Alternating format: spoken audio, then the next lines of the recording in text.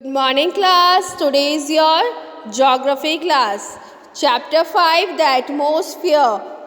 Today we will discuss about these topics: composition of the atmosphere, structure of atmosphere, importance of atmosphere.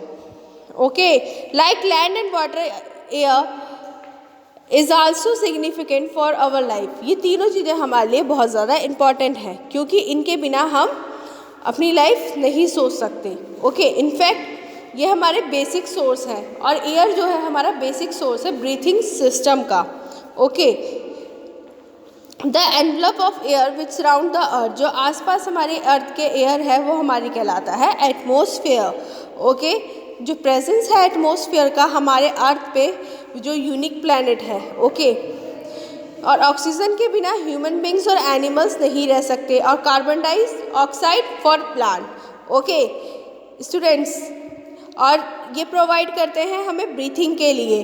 Considering the size of the earth, अगर हम size of the earth की बात करें तो atmosphere is a relatively thin layer और exact thickness होती है इसमें. ठीक है, no sharp boundary between atmosphere and the outer space.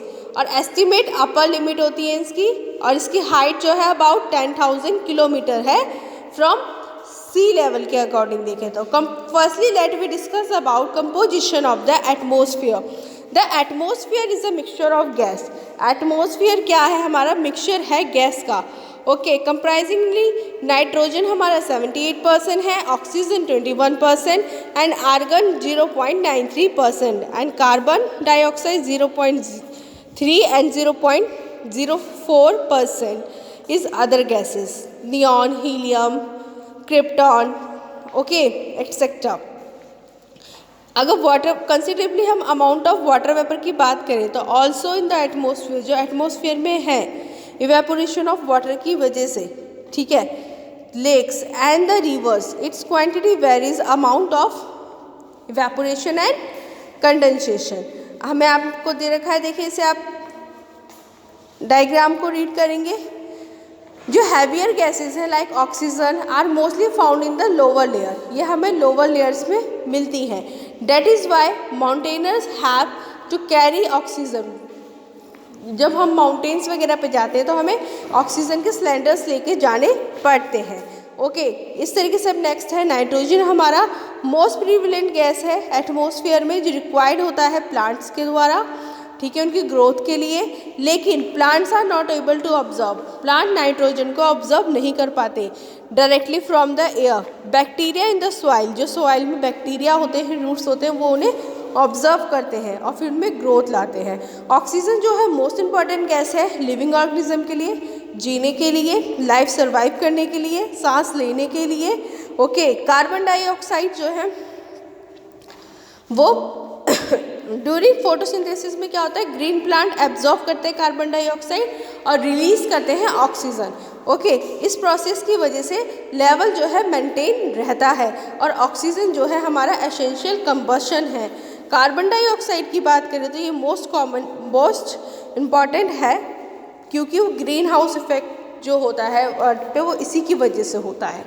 जो अमाउंट ऑफ कार्बन डाइऑक्साइड है वो जो एक्सेल करती है ह्यूमन और एनिमल्स लेते हैं.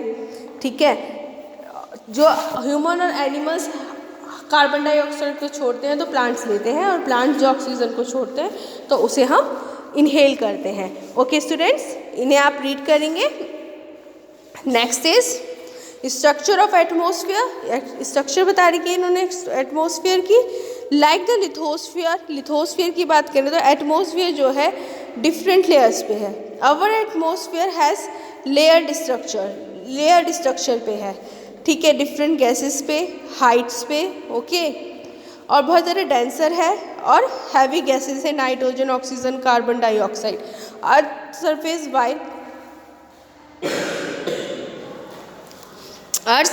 While lighter gases are found in higher altitude. और बेस्ड ऑन टेम्परेचर पे बेस्ड रहता है और divide vertically 5 layer.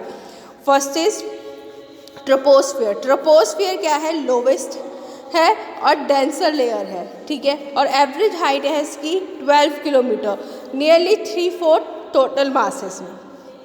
Okay students, और इसे नॉर्मल लैप्स रेट कहते हैं। जो टेम्परेचर उन्होंने दे रखा है थिन लेयर का 1 सेल्सियस पर 165 of SL।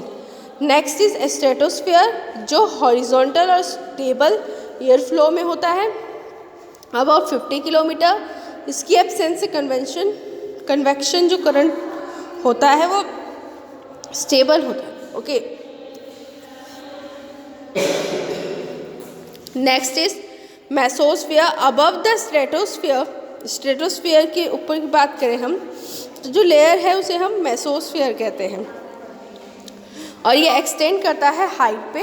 Okay, above 80 kilometre from the height और 50 किलोमीटर फ्रॉम द अबव। जो फॉल जब ये गिरता है टेम्परेचर पे अगेन, ठीक है, -90 degrees recorded at the 80 kilometre. The boundary zone between ionosphere and mesosphere called mesopause. और इस कोल्डेस्ट ईयर को हम कहते हैं, कोल्डेस्ट ईयर कहाँ होती है, किस में होती है, एटमॉस्फेयर में।